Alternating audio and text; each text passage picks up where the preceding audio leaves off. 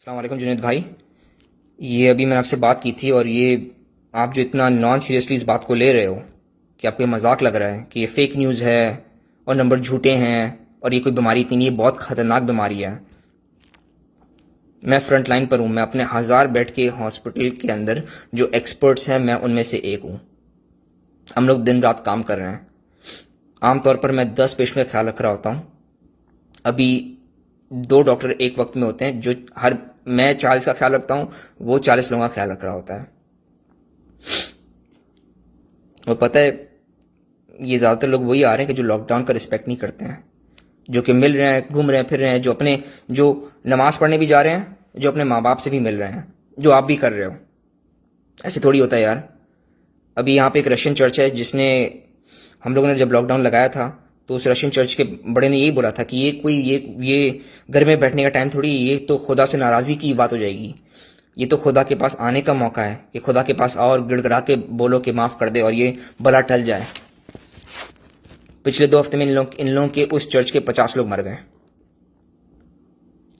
इस हद तक का बुरा हाल हुआ था कि हम लोग को फौजियों को भेजना पड़ा था इनके घरों पे, कि वो घर के बाहर फौजी खड़े हुए थे बंदूक के साथ कि निकलने नहीं दे किसी को। और जैसे ही हम लोग थोड़ा पीछे हटे कि ये लोग घर से नहीं निकल रहे हैं तो चलो पीछे हटो, पीछे हटे तो इन लोगों के यहाँ घर में दावत हुई है, 300 लोगों की शादी हुई थी। अब आ रहे हैं इनके 50 साल के लोग, 40 साल के लोग, 30 साल के लोग, लड़के आ रहे हैं। फेफड़े ही बंद हो गए हैं, किडनियां भी बंद हो गई हैं, सबके सब डायलिसिस पे हैं। और इन लोगों के 10वें 12वें दिन इन लोगों का दिल भी रुक जाता है काम करना। तो हम लोग तो साफ साफ बात करते हैं इन लोगों को, जब भी ये एडमिट होते हैं हम लोग कहते हैं भाई इनका दिल रुकेगा तो हम लोग एक चीज़ करते हैं, चेस्ट कंप्रेशन करते हैं। आपने फिल्मों में देखा होगा कि दिल रुक गया तो शॉक दे रहे हैं, चेस्ट कंप्रेस कर रहे हैं, तो उस वक्त आसपास भीड़ होती है डॉक्टर्स की, नर्सेज की, कि बारी बारी सब कंप्रेस कर रहे होते हैं। और हर बार कंप्रेस करते हैं थोड़ी सांस बाहर जाती है तो हम लोग सब एक्सपोज हो रहे होते हैं उससे। तो हम लोग उनसे साफ बात करते हैं कि हम लोग कंप्रेशन नहीं करेंगे, कि तुम लोगों की बेवकूफ़ी की वजह से, कि तुम लोगों को जो हम लोग इतने टाइम से बोल रहे हैं कि घर में बैठो, घर वालों से नहीं मिलो, दोस्तों से नहीं मिलो, तुम लोग क्योंकि बात नहीं मान रहे थे, हम लोग अपनी ज़िंदगी मजीद रिस्क में नहीं डालेंगे। वैसे ही हम लोग रिस्क में डाल चुके हैं। वैसे ही हम लोग, जब तुम लोगों के घर वालों का ख्याल रख रहे होते हैं, हम लोगों की ज़िंदगी जान जान पर आई हुई होती है यार। पता है मैं कितनी प्रोटेक्शन पहन के जाता हूँ? मैं 2 मास्क होते हैं, एक N95 होता है, उसके ऊपर एक और मास्क होता है, उसके ऊपर इतने बड़े गॉगल होते हैं, पिक्चर सेंड करूंगा। ऊपर से टोपी होती है, फिर गाउन पहनते हैं, फिर ग्लव्स पहनते हैं, फिर जूतों के कवर डालते हैं, फिर जाते हैं, निकलते हैं, सब कुछ कपड़े उतारते हैं, हाथ धोते हैं, वापस क्या नाम है गाउन अप होते हैं, फिर दूसरे पेशेंट के रूम में जाते हैं। सर 40 दफा मैं कर रहा होता हूँ हर रोज रात को। और जो दूसरा डॉक्टर है वो भी यही कर रहा होता है। हाल इतना बुरा हो गया कि जिन पेशेंट्स के रूम में हमें जाना नहीं होता उन पेशेंट्स के रूम में हम लोग जा भी नहीं रहते। हम लोग नर्स अंदर जो बैठी होती है हम लोग उसको इशारों से बताते हैं कि ये करना है। थोड़ा सा दरवाजे के खोलते हैं, कोई आईवी खत्म हो गई तो आईवी देते हैं और बस खत्म, बाहर वापस आ जाओ। उसको जो अंदर है उसको अंदर रहने जो हम लोग बाहर है बाहर आने दो। हम लोग अपने दोस्तों से नहीं मिल रहे हैं। ये हाल है कि मेरे साथ जो डॉक्टर्स जिनकी फैमिलीज हैं, जिनकी नर्सेज जिनकी फैमिलीज हैं, वो अपने बच्चों से नहीं मिले हैं पिछले 1 महीने से। कोई भी नहीं मिला अपने अपने घर वालों से। ठीक है, हम लोग आते हैं। इस तरह मैं अपना बताता हूँ कि मैं जिन कपड़ों में हॉस्पिटल के अंदर होता हूँ वो कपड़े मैं हॉस्पिटल में उतारता हूँ, उधर की लॉन्ड्री मशीन में डालता हूँ, जो कि स्पेशल लॉन्ड्री मशीन होती है सैनिटाइजेशन वाली, उसमें डालता हूँ, नहाता हूँ, दूसरे कपड़े पहनता हूँ। फिर उन कपड़ों में जब मैं हॉस्पिटल से बाहर आता हूँ, मैं घर पे आता हूँ तो दरवाजे पर अपने सारे कपड़े उतारता हूँ, बास्केट में डालता हूँ, डायरेक्ट वापस जाता हूँ, दूसरी दफा नहाता हूँ और फिर तीसरी तीसरी चेंज करता हूँ। मैं रोजाना 3 कपड़े बदली कर रहा हूँ सिर्फ इसलिए कि मुझे वायरस नहीं लगे। तो जब मैं इतनी प्रोटेक्शन कर रहा हूं तो आप लोग क्यों नहीं कर रहे हो प्रोटेक्शन इतनी? मतलब नमाज पढ़ने का मकसद क्या है? इस ऐसे मौके पर बाजमात पढ़ने का मकसद क्या है? यूं तो जिंदगी भर नमाज पढ़ी नहीं है किसी ने। अब वायरस है तो भाई खुदा खुदा खुदा सब नमाज पढ़े, बाजमात नमाज पढ़ रहे हैं। यार एक बंदा चाहिए, सिर्फ एक बंदे को वायरस हो ना और उस नमाज में पढ़े तो उसकी पूरी सफ वालों को वायरस होगा। तो इस्लामी तौर पे इसका रिस्पॉन्सिबल कौन? क़यामत के दिन कौन कौन उठाया जाएगा? कि जब तुम्हें पता है, जब तुम्हें हर न्यूज़ चैनल पे तुम्हारी गवर्नमेंट बोल रही है, तुम बाकी लोगों को देख रहे हो, जब तुम्हें पता है बाकी, यार हमारे यहाँ 1000 लोग मरे थे कल रात को, 1000 लोग, 7 पेशेंट तो मेरे मरे हैं।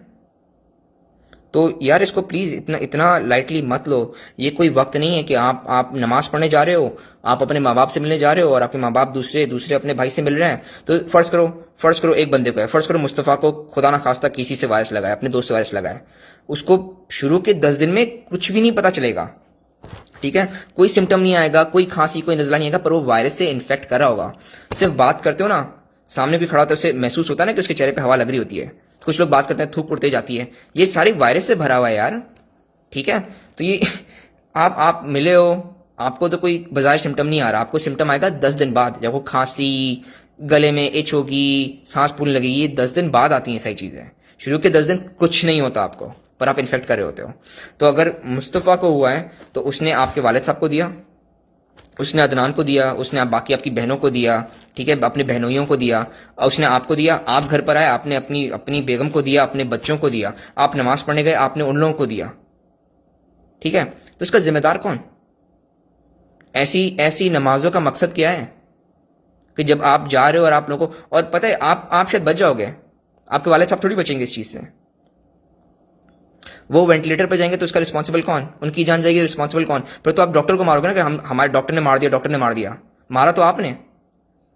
तो ये कोई वक्त नहीं है, प्लीज इन चीजों से परहेज करो। मतलब ये क्या है, मतलब मासियां घर पे आ रही हैं, आपके ड्राइवर घर पर आ रहे हैं, मतलब किस किस किस बात का इतना रिस्क ले रहे हो? छुट्टी करो इन सबकी। अभी तो हाथ पैर काम कर रहे हैं, घर में झाड़ू लगाओ यार। रसूल सल्लल्लाहु अलैहि वसल्लम ने घर पे झाड़ू लगाया, तो आप लोग झाड़ू नहीं लगा सकते हो? रसूल सल्लल्लाहु अलैहि वसल्लम ने अपने अपने खुद के कपड़े धोए, तो आप लोग क्या उनसे शाही हो? ये वो वक्त नहीं है कि जब आप अपने दोस्तों से मिल रहे हो। मतलब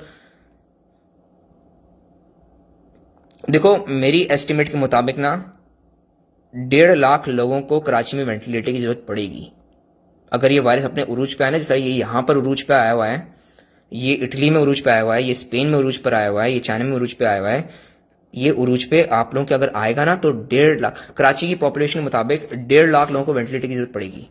पूरे पाकिस्तान में 170 वेंटिलेटर है। क्या करोगे फिर? छोड़ दोगे? वो आपके सामने घुट घुट के मर जाएंगे। हमारे यहाँ जब ये लोग मरे होते हैं तो अपने कमरे में मर रहे होते हैं, और हम लोग फैमिली को बोल देते हैं हम लोग नहीं जा रहे और हम लोग आपको हॉस्पिटल में भी नहीं आने देंगे, आपको बस हम लोग एक फोन कॉल करेंगे कि आपका बंदा मर गया है, ठीक है। और हम लोग रात, मतलब जब हम लोग देख रहे होते हैं कि बंदा जा रहा है, तो हम लोग रात की शुरू में कॉल कर लेते हैं। जब मैं देखता हूँ, शिफ्ट में पकड़ता हूँ, पेशेंट की केयर पकड़ता हूँ, मैं देखता हूँ ये पेशेंट जाने वाला है, ये पेशेंट जाने वाला है, ये पेशेंट जाने वाला है आज, तो मैं उनकी फैमिली को शिफ्ट के स्टार्ट में ही फोन करके बोल देता हूँ कि भाई देखो इनकी हालत गंभीर है, मुझे नहीं लगता ये आज रात सर्वाइव करेंगे, आप आके देख नहीं सकते हो इनको, ठीक है। और मैं जो मेरी नर्सेज है ना, मैं उनको भी कमरे से बाहर निकलवा लूंगा, क्योंकि उनको रिस्क पर डालने का कोई फायदा नहीं कि बंदा जाने वाला ही है। और जब ये मर जाएगा तो मैं आपको एक फोन कॉल करूंगा कि आपका बंदा मर गया है, ठीक है। हम लोग एग्जामिन करने भी अंदर नहीं जा रहे होते, वो वेंटिलेटर की ट्यूब डली हुई होती है, उस ट्यूब के ऊपर हम लोग क्लैंप लगाते हैं, वेंटिलेटर डिस्कनेक्ट करते हैं, मॉर्ग में भेज देते हैं, ठीक है। उधर ही उनकी टॉफी तैयार होती है, कफन में उधर ही बांधते हैं और फिर वो आगे ट्रांसपोर्ट हो जाती है बॉडीज। और ये बॉडी को हम लोग दफना नहीं रहे हैं, ये जला देते हैं, हम लोग क्रीमेट कर देते हैं, कि कोई फायदा नहीं है इसको, रिस्क किसी को भी रिस्क पर डालने का कोई फायदा नहीं है। प्लीज इस बात का प्लीज प्लीज ख्याल रखो। 10 दिन बाद ये इफेक्ट लाना शुरू करता है, सिर्फ इस बात का ख्याल रखो। आप मस्जिद में नमाज पढ़ने गए हो, एक बंदे को वायरस है, उसने सांस ली, चलो खांसा उसने, 8 लोगों की अगर गैदरिंग है, सबको वायरस लग गया, ठीक है। उसने नहीं किया, अगर आपको खांसा नहीं, उसने खाक करके थूका, आपकी चप्पलें उस थूक पे चढ़ी, वो चप्पल पहन के आप घर में आओगे ना, वायरस तो ले आए आप घर के अंदर, फिर क्या?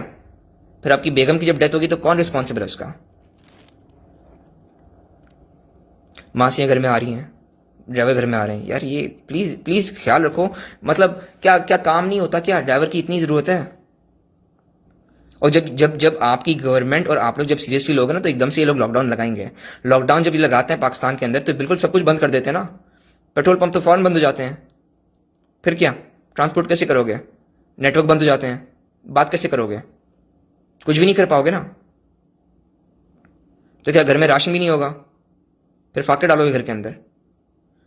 प्लीज अपने घर वालों का ख्याल रखो, अपने मासी और ड्राइवर को पैसे देके उन्हें घर पे बिठाओ, उनके अपने अपने घर पे।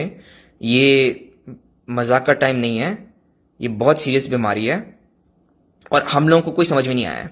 वेरी ऑनेस्टली, जो भी डॉक्टर आपको बोलता है ना कि इसका ये इलाज है, उसका वो इलाज है, मलेरिया की मेडिकेशन इलाज है, कुछ कोई नहीं है, कुछ भी नहीं है, कुछ भी नहीं है। मेरा एक पेशेंट भी मलेरिया की मेडिकेशन से बचा नहीं है, ठीक है। एजिथ्रोमाइसिन से एक पेशेंट भी नहीं बचा मेरा। ये सब मर गए हैं, सबके सब मर जाते हैं। वो बात अलग है कि मेरे पास जो पेशेंट्स आते हैं वो सबसे बीमार पेशेंट्स आते हैं। मैं आईसीयू के पेशेंट का ख्याल रखता हूं जो सारे वेंटिलेटर पर होते हैं। 90% लोगों को ये जो बीमारी होती है वो नॉर्मल से फ्लू की तरह बीमारी होती है। वो खांसते हैं, 2 हफ्ते तक पड़े होते हैं ज़मीन पर और फिर वापस ठीक हो जाते हैं। बट उन्होंने जितने टाइम वो चल फिर रहे होते हैं वो हर किसी को इन्फेक्ट करते हैं। उनके फिर वालिदैन घर पर इधर आते हैं बीमारों के। रशियन का मैंने बताया था, न्यू जर्सी में एक फैमिली थी, उनकी गैदरिंग हुई ना लॉकडाउन हुआ तो उन लोगों ने भी सीरियसली नहीं लिया। तो उनकी फैमिली गैदरिंग हुई थी, सब ने मिलकर ना कहा कि वो चलो चलो छुट्टियां हैं, चलो मिल बांट के खाते हैं। तो पूरी फैमिली गैदरिंग हुई, फुफियाँ, चाचा, दादा दादी, बेटे क्या नाम है, इनके सारे बच्चे हैं। तो उनमें से एक को खांसी थी। अब उनके फैमिली के 2 फुफियाँ, 2 चाचा और दादा दादी सब मर गए। तो आपकी इस गैदरिंग की वजह से आपके घर के 6 फर्द मर गए। तो कौन रिस्पॉन्सिबल है इसका? इतनी तप्पड़ है आप में कि आप इनका गिल्ट अपने कंधे पे रख सको। और क़यामत में जब पूछा जाएगा तो आप क्या जवाब दोगे? क्या में तो लोग बता रहे थे, हमें ही मस्ती थी। फ्लोरिडा में एक पाकिस्तानी फैमिली को मैं जानता हूं, उनकी शादी हुई थी, तो उधर भी इनको किसी को भी सिम्टम्स नहीं थे, पर अब उनका दोनों तरफ के ना ससुर मर गए हैं। लड़की का बाप भी मर गया, लड़के का बाप भी मर गया कोरोना से, और बाकी फैमिली तो इन्फेक्टेड है पर उनको इतना कुछ हुआ नहीं, पर वो दोनों मर गए हैं। प्लीज इस चीज को सीरियसली लो। ये चीज बहुत बहुत बुरी है और कोई इलाज नहीं है इसका। डॉक्टरों को सही तरह समझ में नहीं आया है कि इसे हम लोग क्या नाम है सॉल्व कैसे करें, क्योंकि ये आम तौर पे आम बीमारी की तरह प्रेजेंट नहीं कर रहा है, ये काफी अलग प्रेजेंट कर रहा है। ये किडनी पे भी अटैक कर रहा है तो सारे डायलिसिस पे हैं, ये दिल पे भी अटैक कर रहा है तो दिल एकदम से रुक जाता है इनका। और फेफड़े तो खराब थे ही, उनके बारे में आप लोगों को थोड़ा पता है कि फेफड़े खराब हो जाते हैं। और पता है क्या होता है, एक तो ट्यूब डली हुई है मुंह के अंदर, एक मैं गर्दन में डालता हूँ, एक मैं हाथ में डालता हूँ, एक मैं पेशाब की नाली में डालता हूँ, एक मैं पिछवाड़े में डालता हूँ, ठीक है। और जब इन ये डायलिसिस पे चढ़ते हैं जो कि तीसरे दिन डलते हैं तो एक क्या नाम है थाई में भी डलती है लाइन, जो डायलिसिस की लाइन होती है। और फिर मैं दबा के इन्हें मॉर्फिन दे रहा होता हूँ, फेंटनिल दे रहा होता हूँ, प्रोपोफॉल दे रहा होता हूँ। फिर ब्लड प्रेशर गिरता है तो मैं ब्लड प्रेशर की मैं एक और दवाई एक और ड्रिप स्टार्ट करता हूँ। फिर मैं पानी देना शुरू करता हूँ कि किडनियां फेल हो रही हैं। बहुत बुरा हाल है। प्लीज इस बात को सीरियसली लो। नमाजों पे जाना बंद करो, लोगों को इन्फेक्ट करना बंद करो, माँ बाप से मिलना बंद करो, गैर जरूरी मिलना जुलना बंद करो। मतलब यार इंटरनेट है, व्हाट्सएप है, स्काइप है, इनसे कांटेक्ट में रहो। डायरेक्ट मिलने की क्या जरूरत है? क्या ये मिलना इतना जरूरी है कि आप बोलो कि नहीं, अगर हम लोग नहीं, मतलब मैं अपने माँ बाप की जान देने के लिए तैयार हूं पर मिलना लाजमी है, इतना जरूरी है? चलो खैर, मैं मजीद आगे बात नहीं करूंगा, आगे आप लोग खुद समझदार हो, ठीक है। प्लीज बात को सीरियसली लो। खुदा हाफिज।